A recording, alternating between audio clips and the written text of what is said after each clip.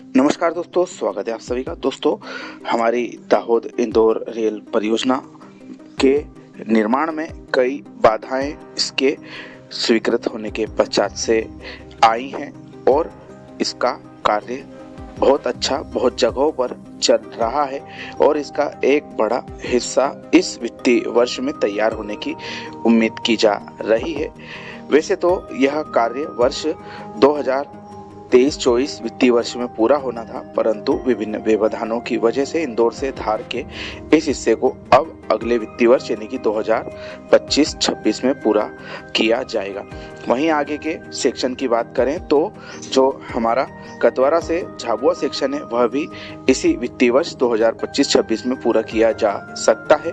बीच के सेक्शन की चर्चा करें झाबुआ से धार के हिस्से में, तो धार से लगा के सरदारपुर के बीच में कार्य विभिन्न स्टेजों में चल रहा है।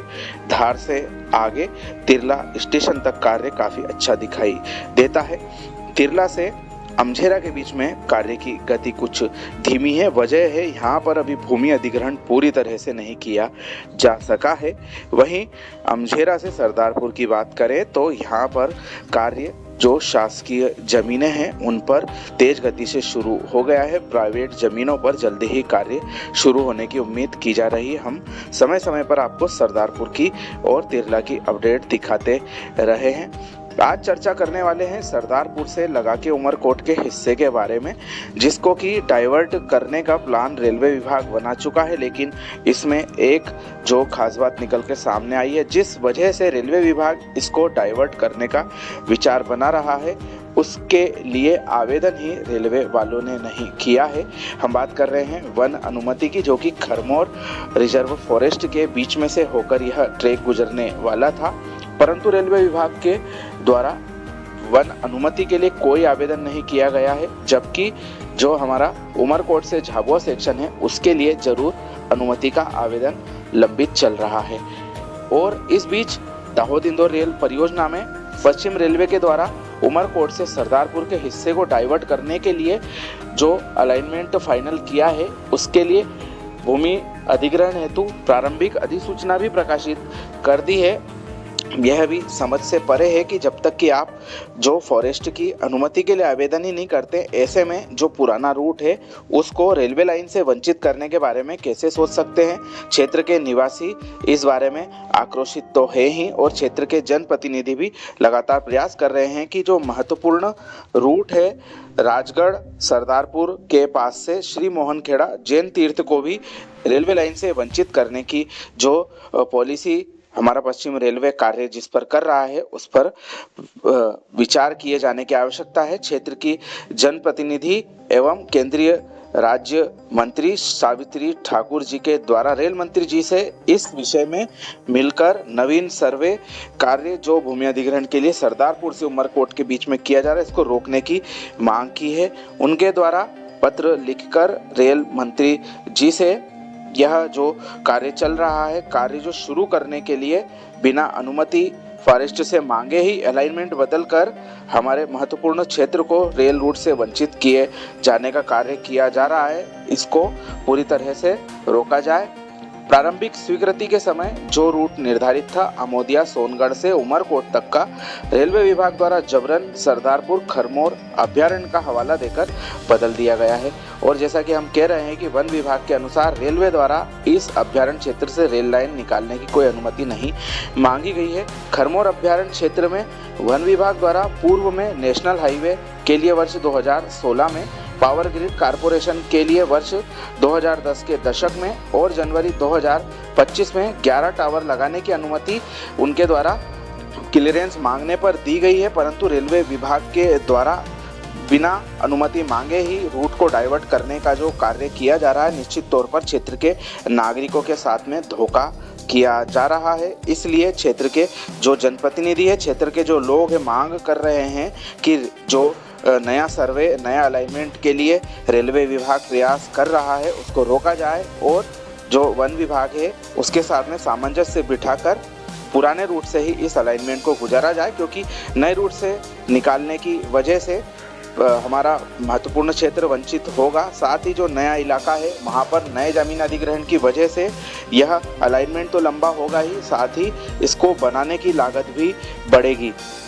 और साथ ही सुनने में यह आ रहा था, मुख्य वन अधिकारी के हवाले से बताया गया था कि जो इलाका है जहां पर खरमोर पक्षी अब बिल्कुल भी नगण्य हो चुके हैं, जिनको कई वर्षों से नहीं देखा गया है, तो जल्दी ही उम्मीद है कि जो 14 गांव है उस इलाके से होकर जो खरमोर रिजर्व फॉरेस्ट आता है उस एरिया को डीनोटिफाइड करने की भी प्रक्रिया की जा सकती है। इस बारे में भी प्रक्रिया विचाराधीन है। तो रेलवे विभाग को सोचना चाहिए कि बिना फालतू में वे लोग क्यों इस परियोजना की मुश्किलें बढ़ा रहे हैं। पहले से ही इस परियोजना के कार्यों में कई अड़ंगे बिना सोचे समझे कार्य करने की वजह से रेलवे के कारण आ चुके हैं और अब यह नया तरीका इस परियोजना को और लेट करने के लिए बनाया जा रहा है। 1990 के दशक में स्वीकृत हुई इस परियोजना का जब अब कार्य धरातल पर आगे बढ़ रहा है तो इस तरह के हथकंडे रेलवे विभाग के द्वारा लगाए जा रहे हैं। निश्चित तौर पर इससे यह महत्वपूर्ण परियोजना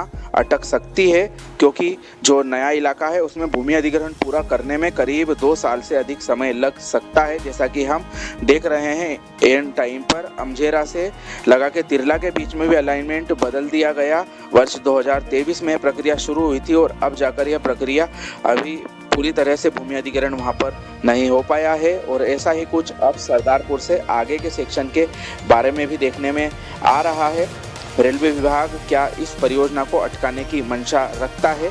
वैसे ही उनके द्वारा काफ़ी दुर्गम रूट हमारा जो झाबुआ से उमरकोट के बीच में पहाड़ी इलाका जो कि आने वाले समय में बनाया जाना है, 6 सुरंगें जिसमें बनाई जानी है और काफ़ी सघन पहाड़ी इलाके से होकर वह रेलवे लाइन गुजरती है, उसको बनाने में भी रेलवे को पसीने भविष्य में छूटने वाले हैं। क्योंकि आपने मैदानी इलाके में पीथमपुर के पास में एक सुरंग बनाने में इतने वर्ष लगा दिए, तो आप पहाड़ी इलाके में किस तरह से 6 सुरंगें बना पाएंगे, यह भी भविष्य में पता चलेगा। तो कुल मिलाकर रेलवे विभाग की जो मंशा है इस परियोजना के लिए, शुरू से ही उनका मन नहीं था कि यह परियोजना समय से आकार ले पाए। इसी को देखते हुए तरह तरह के उनके द्वारा अपने मन से ही इसमें अड़ंगे लगाने के कार्य किए गए, जिसका उदाहरण हम देख रहे हैं। सरदारपुर से उमरकोट का जो रूट है उन्होंने डाइवर्ट बिना वन विभाग की अनुमति प्राप्त किए कर दिया और अब यह जो प्रक्रिया इसको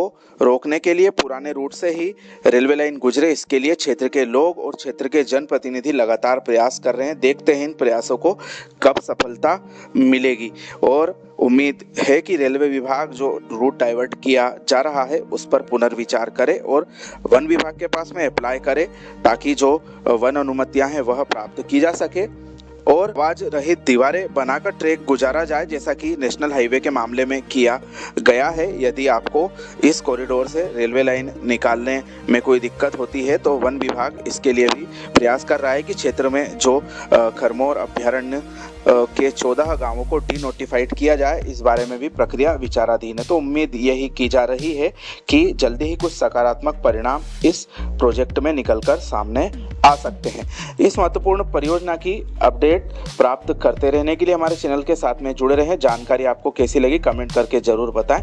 वीडियो अपने मित्रों के साथ शेयर जरूर करें। आप सभी का धन्यवाद।